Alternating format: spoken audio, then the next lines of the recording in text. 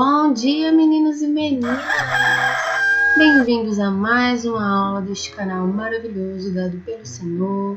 Amanhã está ótima, já são 10 horas da manhã, para você que está vendo o vídeo depois, não sei que horas são. Então, bom dia, boa tarde e boa noite. E hoje a aula está muito boa, galera.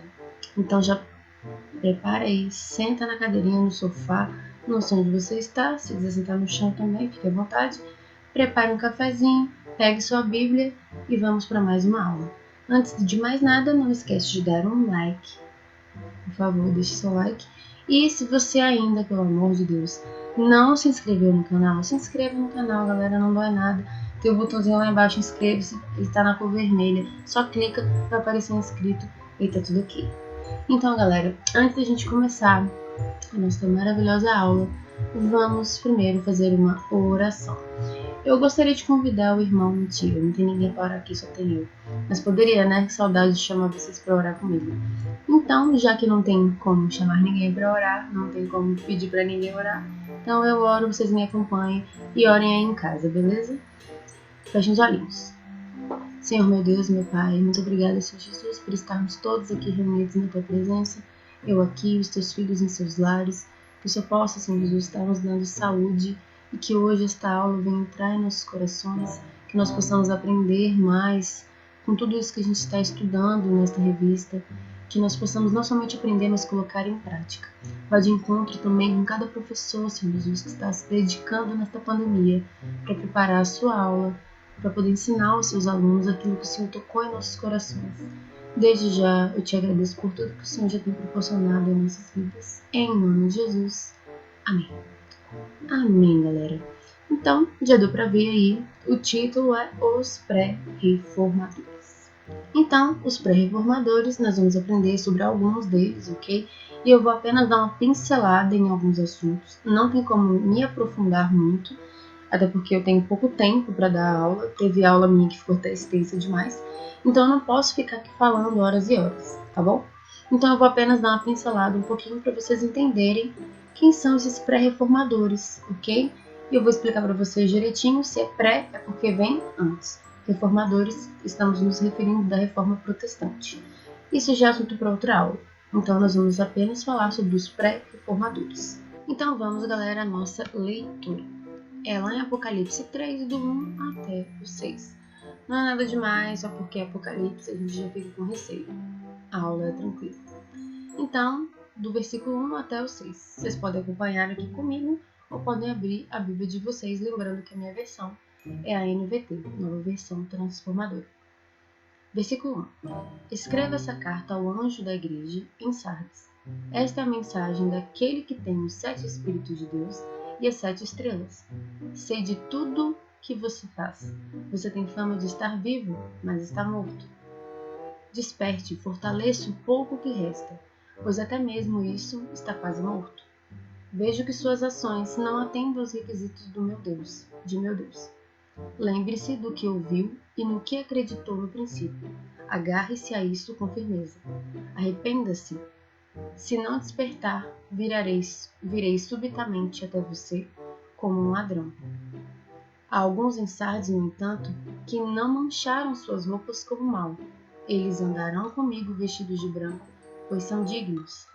O vitorioso será vestido de branco. Jamais apagarei seu nome do livro da vida e confirmarei diante de meu Pai e de seus anjos que ele me pertence. Quem tem ouvidos para ouvir, ouça o que o Espírito diz às igrejas. Quem assistiu os cultos passados, essa frase está bem marcada, né? No versículo 6. Mas só quem está atento aí no culto da igreja, mesmo aqueles que não podem ir, estão pelo menos assistindo aos cultos pela internet, né? Então quem está bem atento sabe mais ou menos o que se refere esse versículo 6. Mas a minha aula não é sobre isso. Não vou dar bronca em ninguém, não vou falar nada demais. A aula é bem tranquila, mas esses 6 versículos são muito importantes para a nossa aula. Então, vamos a uma pequena introdução, somente para vocês se situarem no assunto antes da gente chegar no assunto principal em si. Então, meus meninos, mesmo nos momentos mais escuros da história do cristianismo, houve pessoas, sim, servos fiéis, que se mantiveram firmes, verdadeiros seguidores do Evangelho. Então, sim, teve momentos ruins no cristianismo e tiveram pessoas que ainda estavam lá, firmes em Cristo Jesus. E essas pessoas estavam dispostas a sofrer, se necessário fosse, pela verdade, pelo Evangelho. Tem um deles, que eu não vou lembrar o nome agora, mas quando a gente for falar dele eu vou lembrar, que chegou a mencionar que muito mais sofreu Jesus por mim. Então é como se tudo que ele estivesse sofrendo ainda não fosse maior do que Jesus sofreu pela gente, e de fato não foi. Então hoje, pra gente, eles são um grande exemplo, porque eles fizeram muita coisa e graças a eles, e a Deus primeiramente, que hoje o Evangelho é como é, que hoje o cristianismo é como é, porque muita coisa eles fizeram. Então mesmo ali no meio da corrompida Igreja Católica Romana ali da época, eles se mantiveram firmes, sempre firmes, ok? E muitos deles lutaram para a reforma da igreja. E esses que lutaram para a reforma da igreja são chamados pré-reformadores. E esse é o nosso tema da aula, e é sobre eles que nós iremos falar. Então, os pré-reformadores, o que foi que eles fizeram? Por que eles são tão importantes? Eles, meu povo, deram origem, lideraram alguns movimentos específicos que contribuíram para essa reforma protestante, que é tema da próxima aula, que é lá do século XVI. Então, tudo que a gente está falando aqui gira em torno dessa reforma protestante. Mas não vou me ater a isso porque é tema para outra aula. E eu não quero puxar isso, eu quero falar de outras coisas. Mas eu preciso que vocês entendam que os pré-reformadores, como é pré, veio antes, ok? Veio antes da reforma protestante. Então eu preciso que vocês entendam que eles foram importantes para que essa reforma acontecesse, ok? Só para vocês entenderem. Os albigenses ou cátaros. Não se preocupem com os nomes difíceis, que a aula está lotada deles, mas nós vamos nos ater a isso, tá bom? E a gente vai explicar tudinho, bonitinho.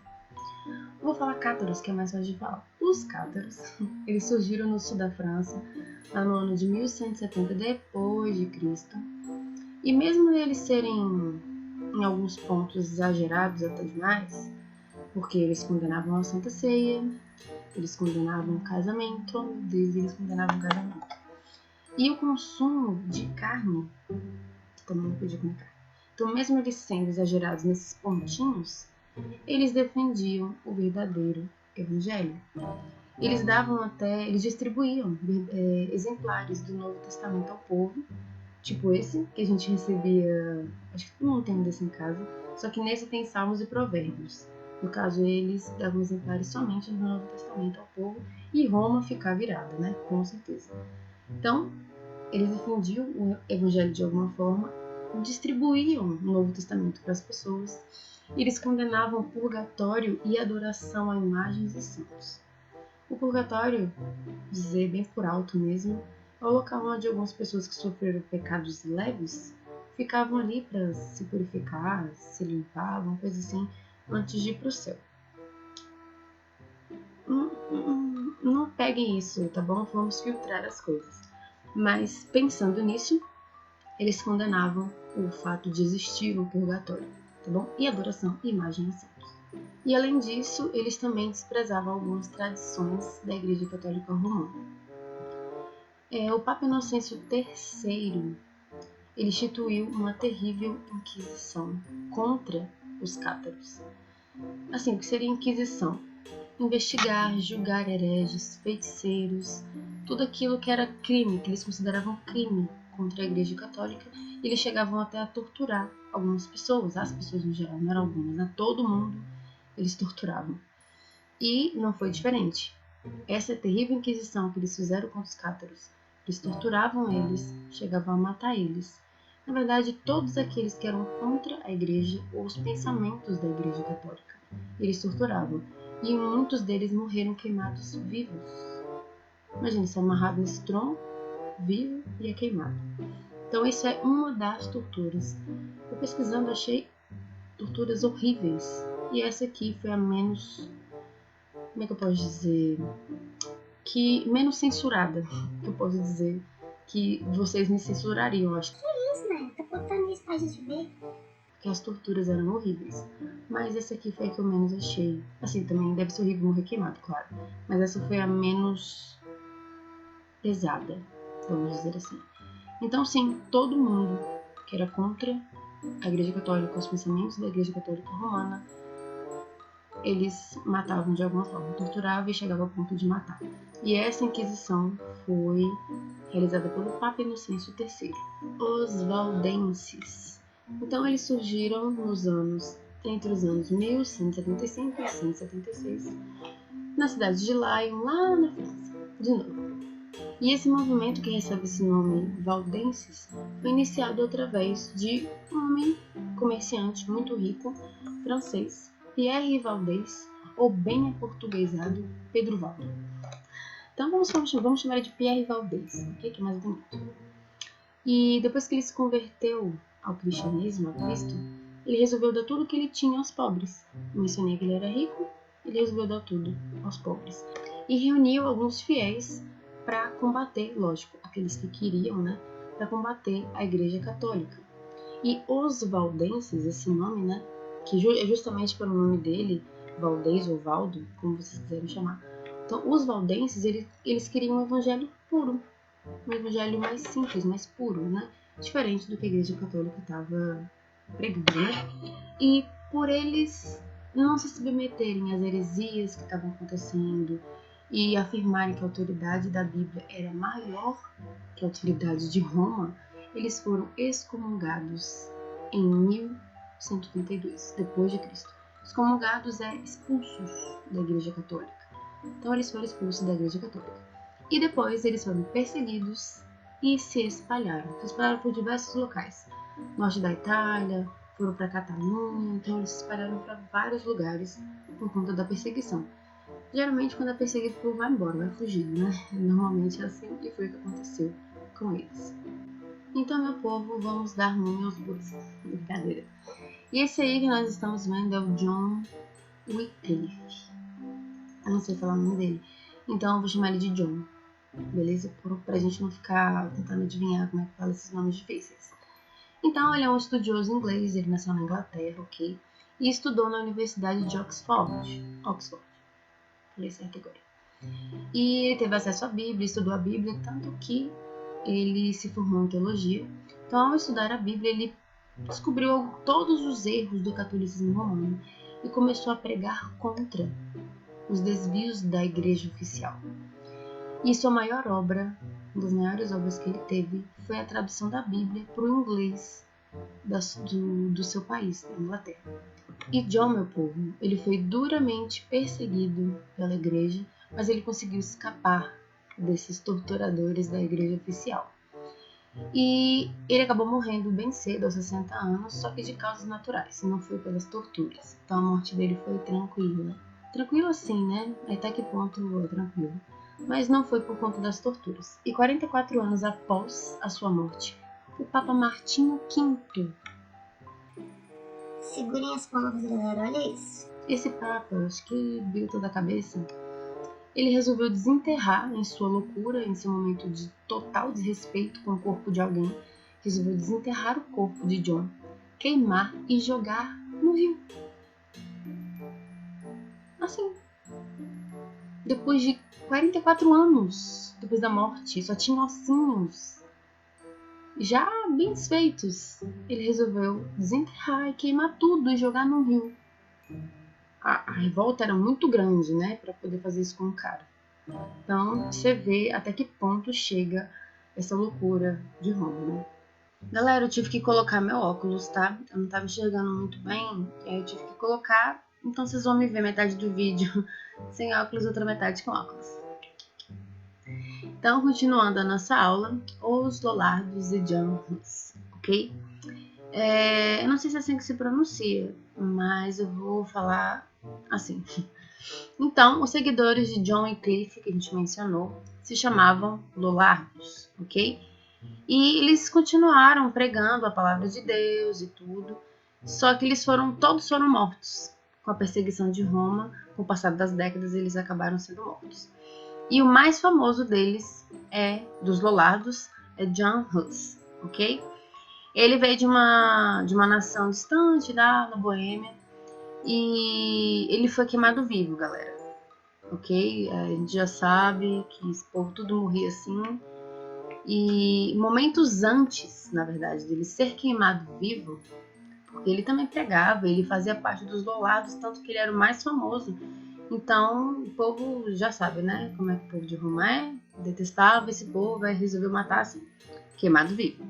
E ele profetizou, quando ele, um pouco antes dele ser queimado vivo, momentos antes dele ser morto, ele profetizou que 100 anos depois da sua morte, a reforma protestante aconteceria e foi exatamente o que aconteceu.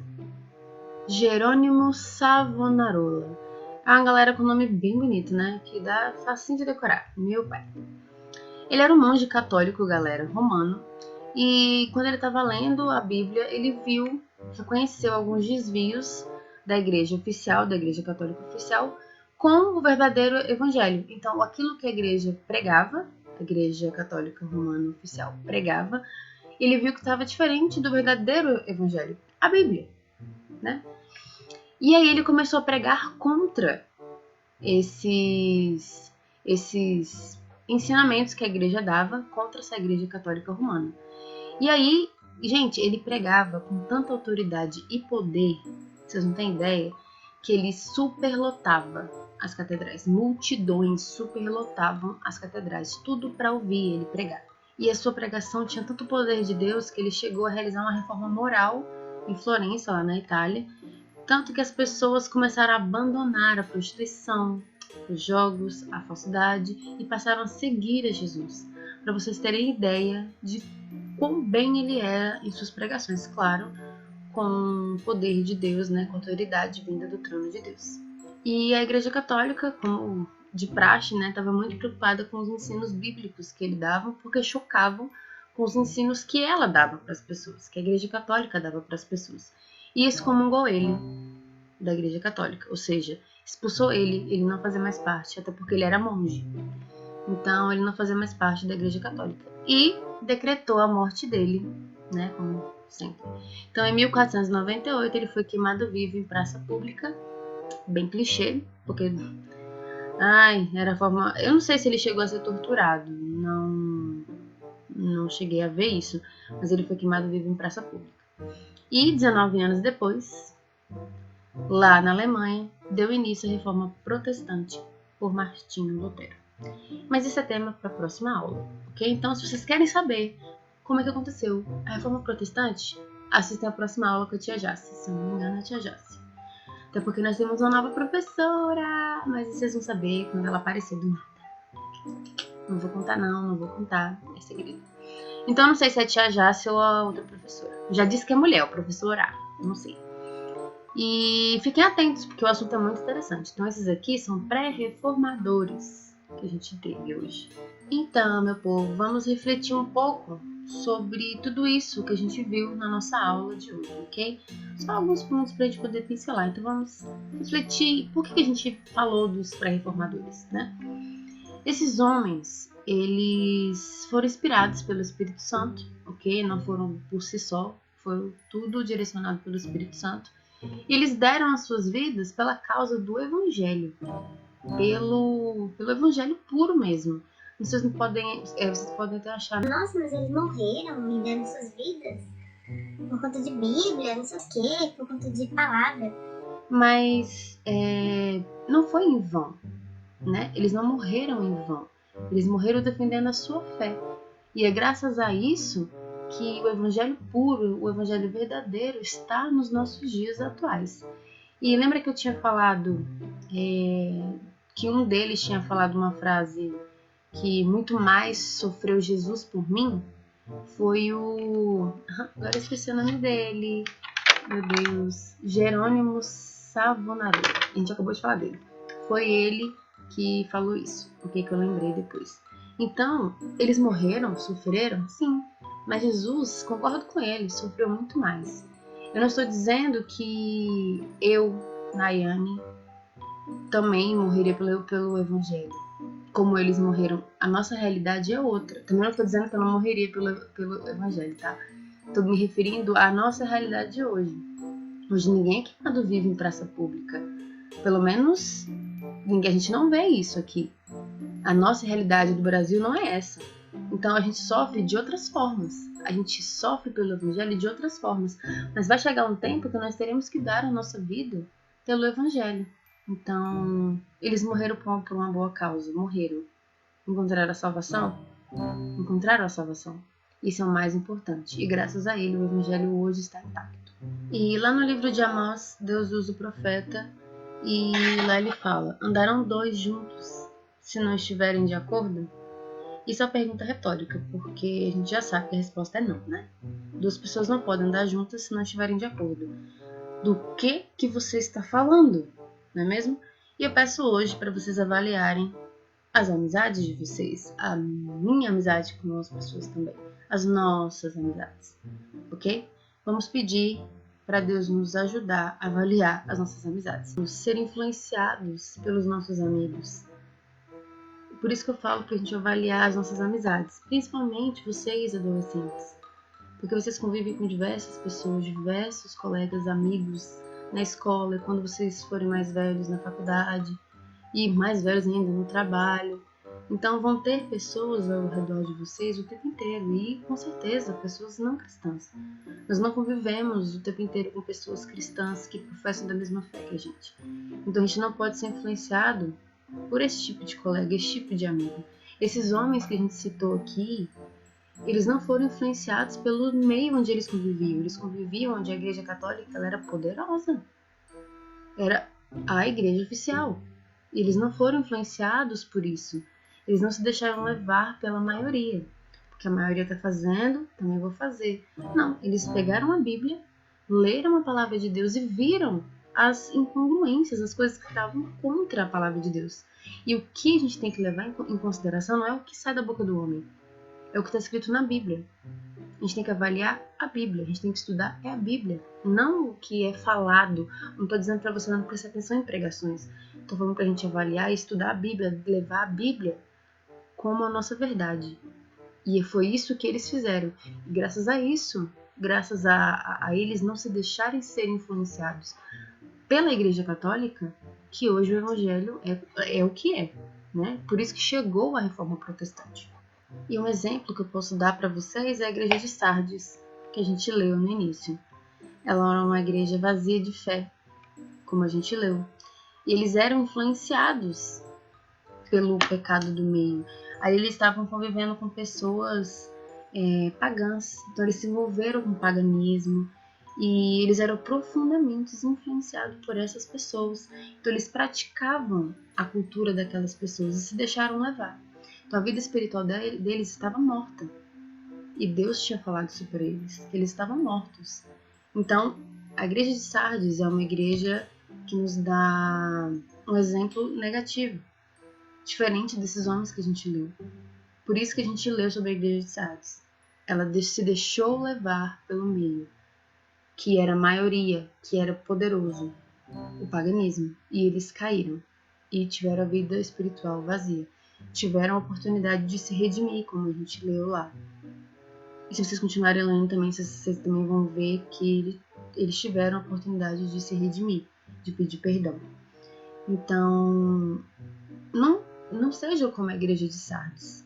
Não se deixe influenciar pelo meio. E lá em 1 Coríntios 15, 58, vai dizer o seguinte: portanto, meus amados irmãos, sejam fortes e firmes. Trabalhem sempre para o Senhor com entusiasmo, pois vocês sabem que nada do que fazem para o Senhor é inútil. Nada do que esses homens fizeram para o Senhor foi inútil. E nada do que vocês fizerem para o Senhor vai ser inútil. Deus, ele se interessa pelas nossas amizades. Ele quer saber com quem nós andamos. Então, vamos vigiar com quem a gente anda para que a gente não seja influenciado. E tudo que vocês fazem para Deus, ele está avaliando, ele está vendo isso. Então não pense que você está fazendo tudo isso em vão. Você não está fazendo nada em vão. Deus está vendo tudo. Continue sendo o defensor do Evangelho. Continue defendendo a sua fé. O áureo se encontra lá em Apocalipse 3:4, que inclusive a gente leu. Há alguns em Sardes, no entanto, que não mancharam suas roupas com o mal. Eles andarão comigo vestidos de branco, pois são dignos. Então, existiram pessoas ali em Sardes que não se contaminaram com o paganismo. Então essas pessoas são dignas de andarem ao lado de Deus, de andarem ao lado de Cristo.